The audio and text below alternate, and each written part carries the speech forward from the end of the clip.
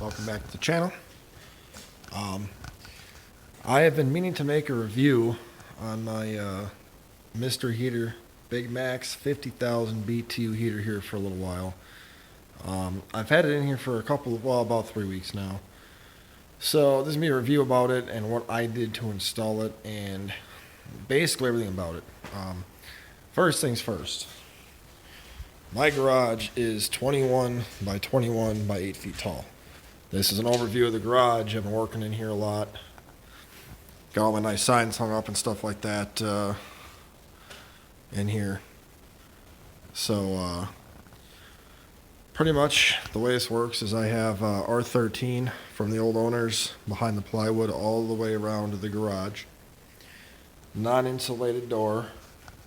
The roof, well, the ceiling above here was not insulated.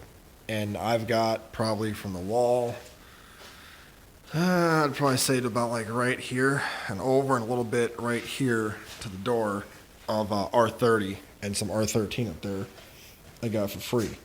I am going to do R30 non-faced batten blanket all the way across this whole thing. Today's Christmas Day, so I'm going to be doing that tomorrow when I go to the store and buy more insulation. So I got all that's going to be done. The reason why I chose this heater, I had these. That's a Pro Temp 100,000 BTU forced propane. Works excellent. Would heat this place up in a matter of minutes, but the propane smell would be so bad even with the window open. Looked into different heaters. I had a 240 volt outlet over there. I thought about buying an electric heater, was my original choice. When I found out you got to run 6 gauge wire, I didn't want to spend the money on Romex right now because it's ridiculously expensive to rewire that to a 6 gauge. So I was like, all right, well, this was the same price. Read the reviews, they were pretty good. And in this garage, the old owner already had a heater here and already had all the exhaust routing done. It just came down to about like right here.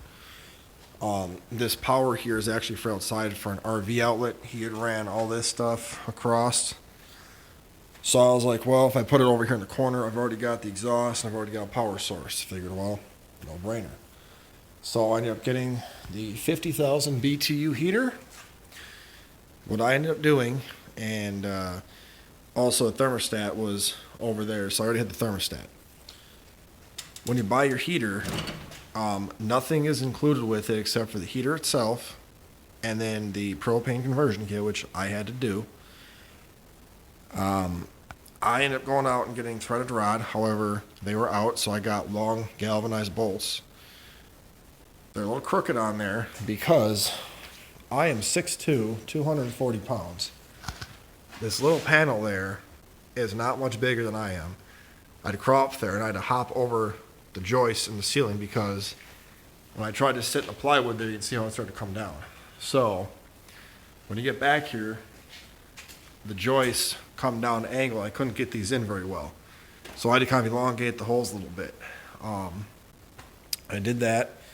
I wanted this originally to be over like right here in the corner, but I didn't want it above the conduit. So when I got it mounted like this, mounted it, leveled it the best I could, okay? And then I ran the electrical. So what I ended up doing for electrical, this is 115 volts. What I ended up doing is buying conduit. I went 3/4.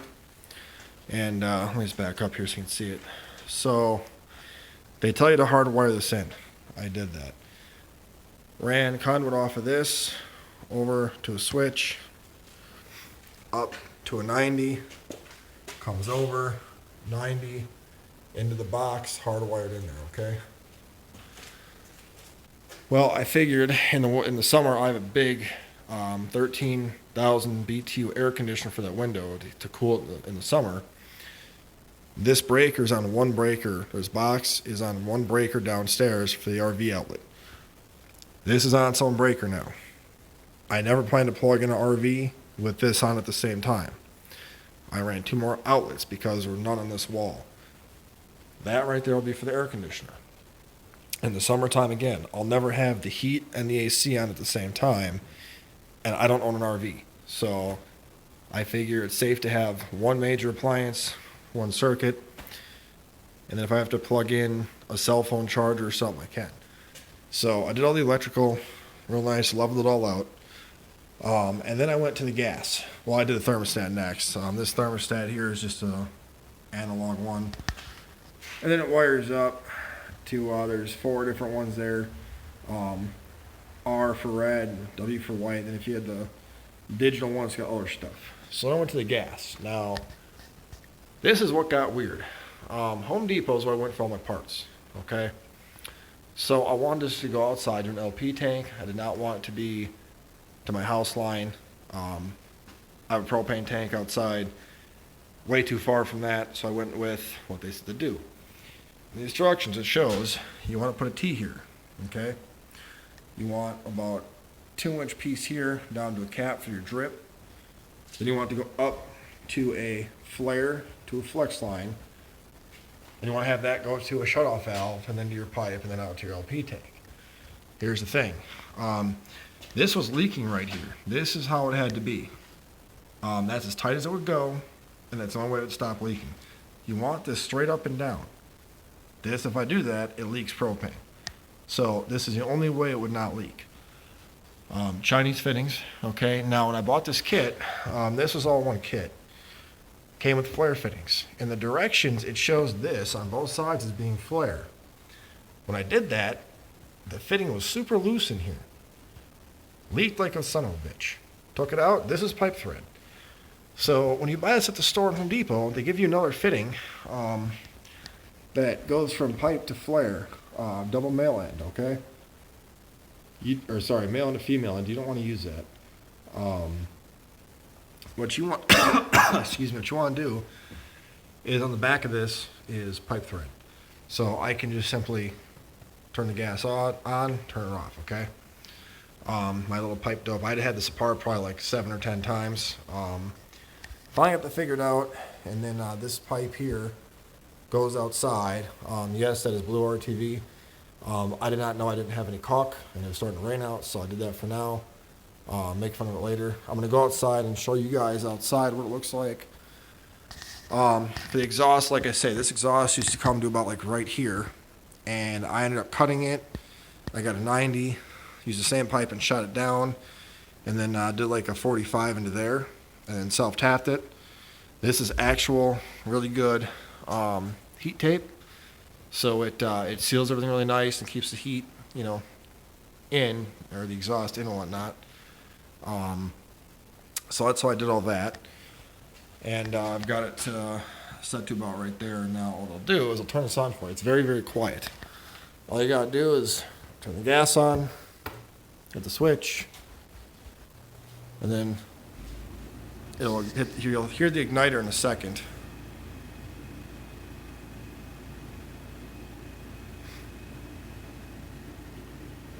It does take a second for the igniter to come on. But there's 3 flame things in the back over there, and they go through these 3 pipes of the fire. I wonder if I kick this up a little bit. Yep, you hear it? So now I've ignited. When it gets a little heat, the fan will come on, and then you can feel it blowing pretty good. So now it's ignited.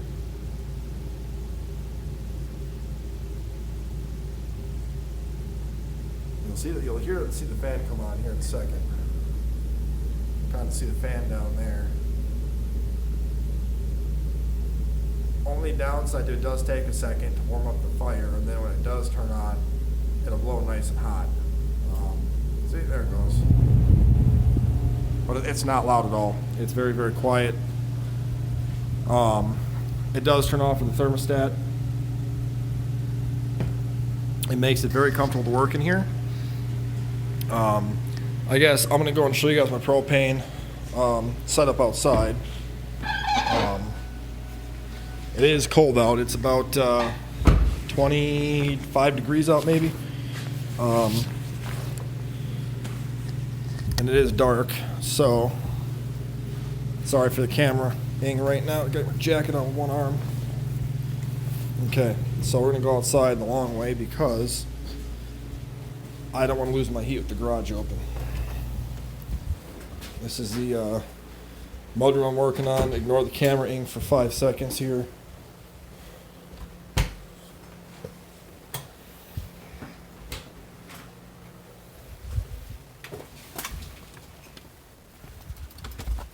Okay, so it's dark out, obviously. But basically, I had ran the pipe outside, so it'd be away from the house. Now, what I did,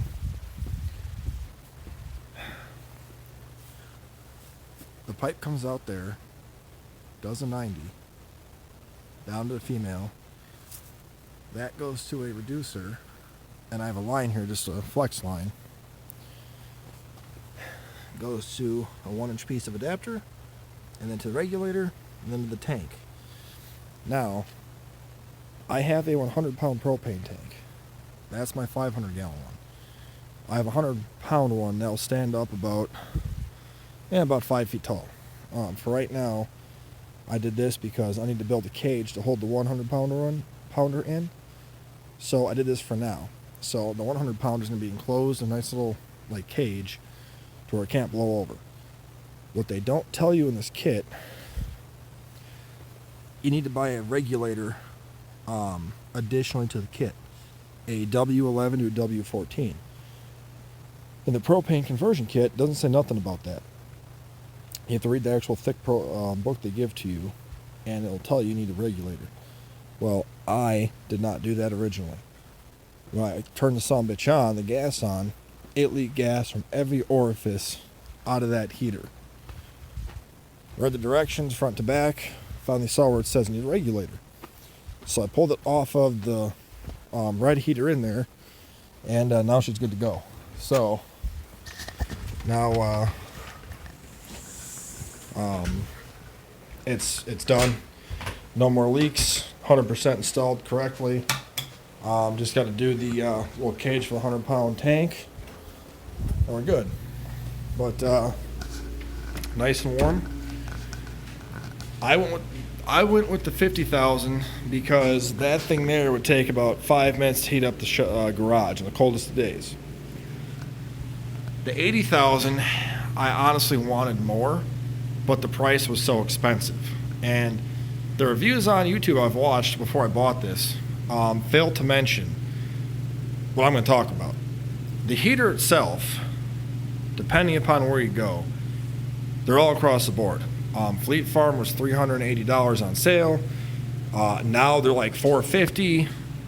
This one here I got from Northern Tool for Christmas from a relative, and I think she paid like $430 for it, and then she got a nice Christmas discount on it. Now they're like around $450, $500 because people are buying them like crazy. So you figure you got to spend, let's just say you spend $400 for the heater. Okay, then you have to go out and buy threaded rod, bolts, nuts, stuff like that to install it. You know, you're talking about $10, $15 for all that. The exhaust kit at Home Depot for the exhaust kit, or I'm sorry, at Fleet Farm for the exhaust kit for this is $100 by itself. Okay, so you have $100 for exhaust, another 10 or 15 for the hardware, $400 for the heater. Okay, the thermostat, I have no idea what that costs. I already had one here. What I do know is for all the conduit, all the Romex, switches, all that stuff was about another $100, and then all the gas line stuff, just for this hose kit with the frickin' valve, was like $30 by itself. And then these hold downs are a 3/4 inch hold down I got for all this. That bag was like $4 for a bag. All these little fittings and pieces were like $2, $3, $4 a piece. The tape I used I actually already had, but that shit was like $11 for a small roll. And if you're installing this from scratch, let's just say you don't have the exhaust vent, you don't have the electricity already ran, all that stuff, you know, all said and done, if you had to do this from scratch, you're looking probably close to about $700 roughly for everything, because depending upon where you route the power from, you know, if your garage doesn't have any power, you got to do it down to your basement or something like that. You know, 100 feet of Romex right now is not cheap. So something to think about. Plus the propane tank. I got my 100-pound propane tank off of Marketplace for 120 bucks. Brand new, they're like 200. I gotta have it filled still. Like I say, build a cage for it. That's a cost. The regulator outside, a new one, is like 30 bucks. I stole it off of that heater because I wanted this done so I can use it, and I don't plan to use the red heater very often anymore. But you're going to have a lot of additional expenses if you install it yourself. If you don't know what you're doing, don't touch it, don't mess it up, call a professional. I am not an electrician. I am not a carpenter. I am not a HVAC guy. I'm not a gas line installer at all, okay? I'm a mechanic, a technician, whatever you want to call me. I just took my time. I spent about a week installing this whole thing, couple, half hour here, hour there. The electrical I got done the first time right away.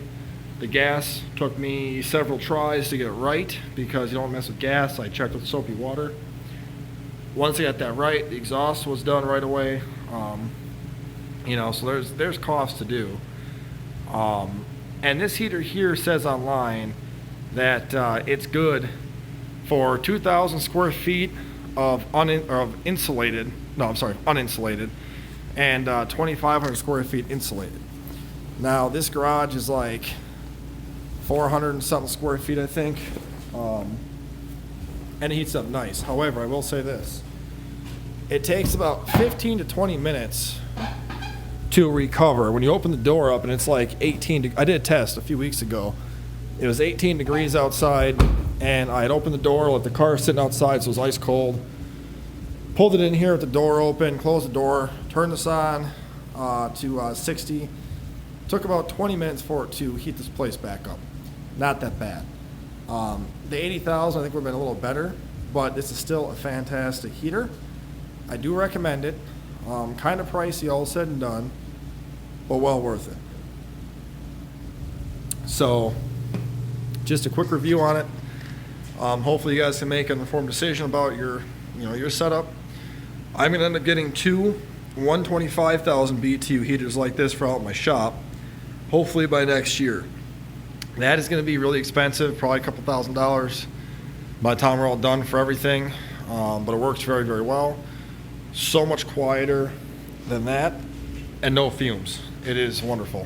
And all I do, so I've got it set right now to about 73. So I'll lower it down a little bit. It'll kick off when it gets warm enough. But it's a great heater. I do have some spare parts left over, here and there and whatnot.